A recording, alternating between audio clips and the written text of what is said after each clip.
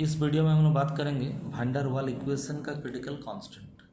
तो इसके पहले वीडियो आप लोग ज़रूर देखिए। इस वीडियो का डिस्क्रिप्शन बॉक्स में मैं लिंक दे दूंगा। आप लोग इसके पिछले जो वीडियो है उसको ज़रूर देखिए। हम लोग वैन डर वाल इक्वेशन जो आया था उसको एक्सपोनेंशियल कर्व के साथ कंपेयर करके हम लोग देखे थे।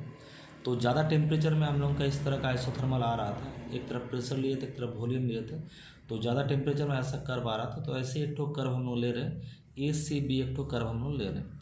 तो यहाँ पर जो सी बिंदु है आप लोग देखिए, ये सी जो पार्ट है यहाँ पर कर्व कुछ हद तक थोड़ा हॉरिजॉन्टल आ रहा है। तो यहाँ पर हॉरिजॉन्टल आ रहा मीन्स प्रेशर के साथ वॉल्यूम का चेंज नहीं हो रहा। मीन्स यहाँ पर हमारा क्या हो जा रहा ना, प्रेशर हमारा कांस्टेंट रह जा रहा, वॉल्यूम हमारा बदल रहा। तो प्रेशर के साथ बदल नहीं रहा, प्रेशर कांस्टेंट है। तो हमारा प्रेशर अगर कांस्टेंट है तो डिफरेंशिएशन होगा ज़ीरो इस पार्ट में, ये पार्ट में। इसी पॉइंट को हम लोग बोलते हैं, या ये हॉरिजॉन्टल को हम लोग बोलते हैं, या ये पॉइंट को पॉइंट सी को हम लोग बोलते हैं पॉइंट ऑफ इन्फ्लेक्शन। इस पॉइंट ऑफ इन्फ्लेक्शन इसीलिए बोल रहे क्योंकि इस पॉइंट के बाद ही इस कर्व में बदलाव आएगा। मैंने इन्फ्लेक्शन परिवर्तन यहाँ से स्टार्ट होगा, लेकिन यहाँ पर कोई परिवर्तन नहीं हो रहा। तो इस पॉइंट ऑफ इन्फ्लेक्शन में ये D P Y D V अगर जीरो है तो D two P Y D V square भी ज़ीरो होगा। तो इस पॉइंट को हम लोग बोलते हैं क्रिटिकल पॉइंट। तो हम लोग बोल सकते हैं क्रिटिकल पॉइंट में D P Y D V zero है, प्रेशर का चेंज वॉल्यूम के साथ नहीं हो रहा और उसका सेकंड ऑर्डर का भी चेंज नहीं हो रहा। तो वैन डर वाल इक्वेशन आप लोगों को याद है, ये वाला है वैन डर वाल इक्वेशन। इसी इक्वेशन से हम लोग ये फॉर्म निकाल सकते हैं, बहुत ही ईजी है। v माइनस बी को इधर डिवाइड कर दीजिए तो आर टी बाई हो जाएगा v माइनस बी, तो ये हट गया। और ए बाई वी स्क्वायर इधर प्लस है, इधर में ले आने से minus A by V square आपका हो जाएगा। तो p equal to R T by V minus B minus A by V square. तो इस ढंग से हम लोग इक्वेशन टू लिख सकते हैं। तो ये इक्वेशन वन दे दी।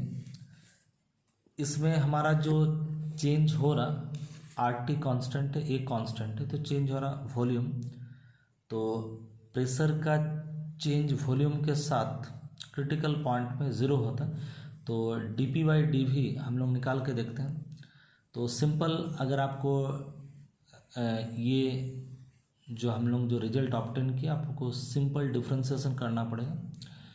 तो यहाँ पर हम लोग डिफ्रेंसिएशन जो करने के लिए, जैसे हमारा आर टी है कांस्टेंट, इस इक्वेशन को ऐसा लिख सकते हैं p equal to R T, ये v माइनस बी को ऊपर ले गया माइनस वन हो गया, ये माइनस ए वी स्क्वायर के ऊपर ले गया माइनस टू हो गया। अब simple differentiation X to the power N के फॉर्म में है, ये भी एक्स टू द पावर, ये तो है constant X to the power N के फॉर्म में है। तो n माना minus one into X to the power N minus one minus one minus one minus two, तो v minus B to the power minus two, तो नीचे ले आएंगे तो इतना होगा। यहाँ पर भी X to the power n, तो क्या होगा n माना minus two into minus A plus two A by N minus two minus one, तो माइनस थ्री, नीचे आएगा वी क्यूब। तो आप लोग डिफ्रेंसिएशन तो जानते हैं, उस पर ज़्यादा बात नहीं कर। इसको v के रेस्पेक्ट में डिफ्रेंशिएट करने से ये इक्वेशन टू आएगा। फिर और एक बार अगर v के रेस्पेक्ट में डिफ्रेंशिएट कर दिए तो ये आ जाएगा। इसको भी डिफ्रेंशिएट करने के लिए ये वाला पार्ट को ऊपर उठाइए माइनस टू होगा, ये वाला पार्ट को ऊपर उठाइए माइनस थ्री होगा। तो X to the power N का फॉर्म में कर देने से एकदम सीधा आ जाएगा, एक दो लाइन में ही ये वाला डिफ्रेंशिएशन आ जाएगा। तो अब हम लोग क्या जानते हैं, क्रिटिकल पॉइंट में हम लोग नाम देंगे, p का नाम देंगे पी सी, t का नाम देंगे टी सी, v का नाम देंगे वी सी। और क्रिटिकल पॉइंट में हम लोग जानते हैं D P Y D V भी जीरो होगा, D two P Y D V square भी जीरो होगा। तो ये इक्वेशन क्या बनेगा, इक्वेशन वन, ये यहाँ पर पी सी लिखना पड़ेगा, टी सी लिखना पड़ेगा, वी सी लिखना पड़ेगा, यहाँ पर भी वी सी। इक्वेशन टू क्या होगा, ये पार्ट तो जीरो होगा, ये आर टी सी होगा, वी सी होगा, वी सी होगा। इक्वेशन थ्री में ये वाला पार्ट तो ज़ीरो हो जाएगा, ये T C V C V C. इस ढंग से हम लोग इक्वेशन वन टू थ्री हमारा बनेगा क्रिटिकल पॉइंट में। तो क्रिटिकल पॉइंट हमारा जो सी है, टी बराबर टी सी, पी बराबर पी सी, वी बराबर वी सी, और D P Y D V zero, D two P Y D V square zero. तो इक्वेशन वन टू थ्री हमारा क्या बनेगा, इक्वेशन वन में यहाँ पर P C R T C V C minus B A V C का square, ये equation one ठो हमारा ऐसा बन जाएगा, इक्वेशन फोर बन जाएगा। और इक्वेशन टू ठो क्या बनेगा, देखिए ये तो ज़ीरो होगा, ये टी सी ये भी सी ये इस पार आ जाएगा, तो दिस इक्वल टू दिस होगा। यहाँ पर भी ये इस पार या ये इस पार आ जाएगा, this equal to this. Simple है, तो आप लोग इसको आराम से करके देख सकते हैं। इक्वेशन 1 2 3 है, 4 5 6 हो गया। क्या पुट करने से ना, ये सब पुट करने से इक्वेशन 1 2 3 में ये सब पुट करने से इक्वेशन 4 5 6 मिल गया। उसके बाद कुछ नहीं, एकदम मैथमेटिकल है। डिवाइड करना पड़ेगा इक्वेशन 5 बाई इक्वेशन 6। ये दोनों इक्वेशन को डिवाइड कीजिए। डिवाइड करने का तरीका क्या है, LHS को LHS के साथ कीजिए, RHS को RHS के साथ कीजिए। तो एकदम सिंपल, ये वाला लिखिए, ये वाला लिखिए, उसके नीचे में ये वाला, फिर उसके नीचे में ये वाला, फिर ये इसके नीचे में ये वाला, इसके नीचे में ये वाला लिख करके आप लोग सॉल्व कीजिएगा। तो RTC कैंसिल हो जाएगा, ये वाला ऊपर चला जाएगा, ये क्यूब है स्क्वायर है तो कट जाएगा, क्यूब का एक ठो चीज़ बचेगा, कितना बचेगा b माइनस बी। और यहाँ पर RTC तो कैंसिल हो गया था, बचेगा 2। यहाँ पर भी 2a और 6a कैंसिल होकर के हमारा क्या बचेगा, ए तो कैंसिल, 2/6 होने से 3 होगा, और ये VC⁴ ऊपर जाएगा। VC⁴ ऊपर जाने से क्या होगा, यहाँ पर VC³ है तो VC³ कैंसिल हो जाएगा, एक ठो VC खाली हमारा बचेगा। तो बहुत ही सिंपल है, इसको आप लोग आराम से सॉल्व कर सकते। जैसे हम RHS को ही खाली करके दिखा रहे कैसे लिखना है, 2a/VC³, फिर नीचे 6a/VC⁴। ये RHS को हम लिखे, LHS को भी ऐसे लिखना पड़ेगा। तो a और a कैंसिल, 2 कैंसिल, 6 कैंसिल, तो 3 बचेगा।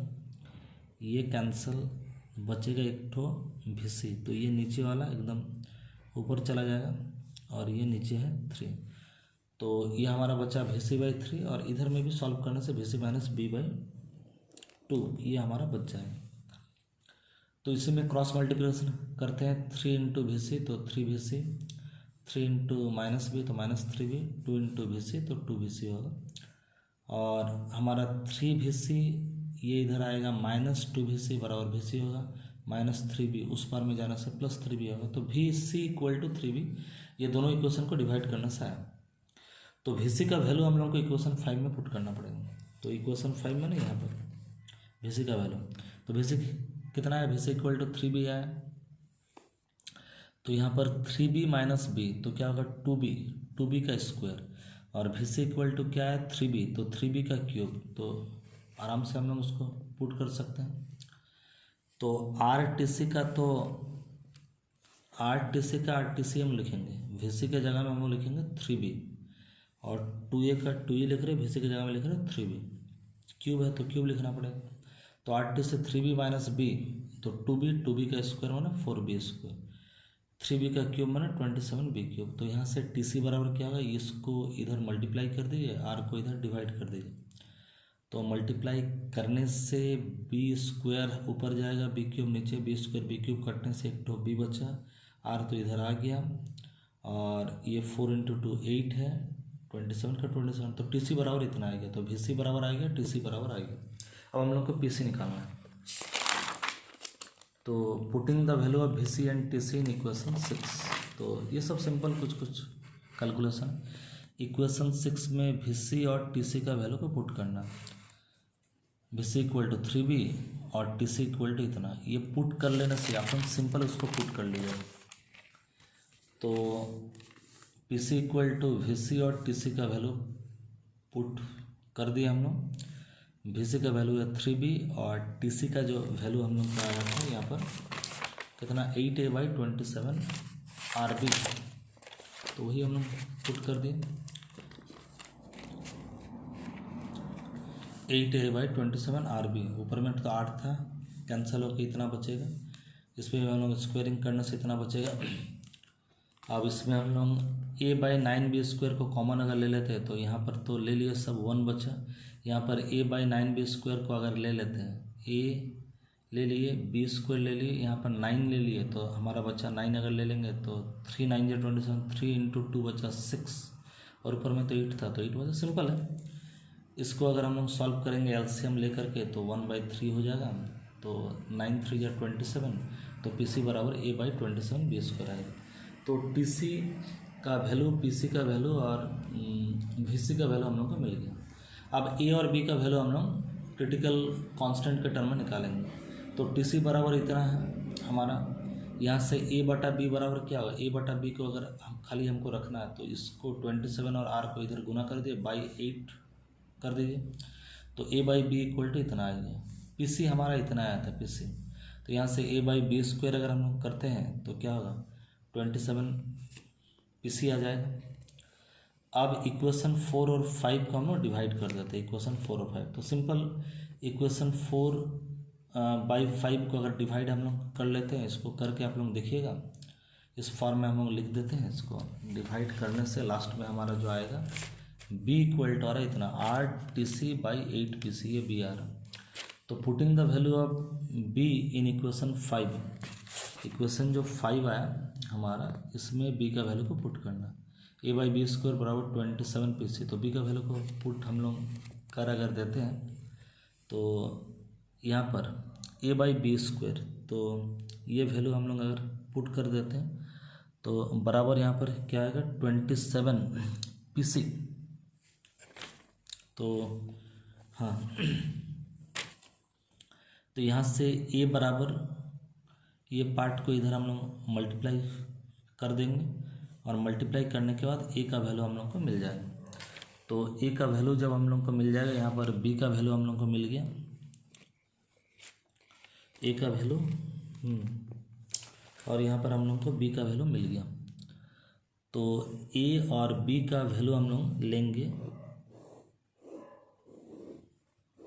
ये a का वैल्यू है और ये b का वैल्यू। तो क्रिटिकल कांस्टेंट के टर्म में हम लोग a और b का वैल्यू हम लोग निकाल लिए। तो यही है आज का वीडियो में, बस इतना ही हम लोग बात करेंगे।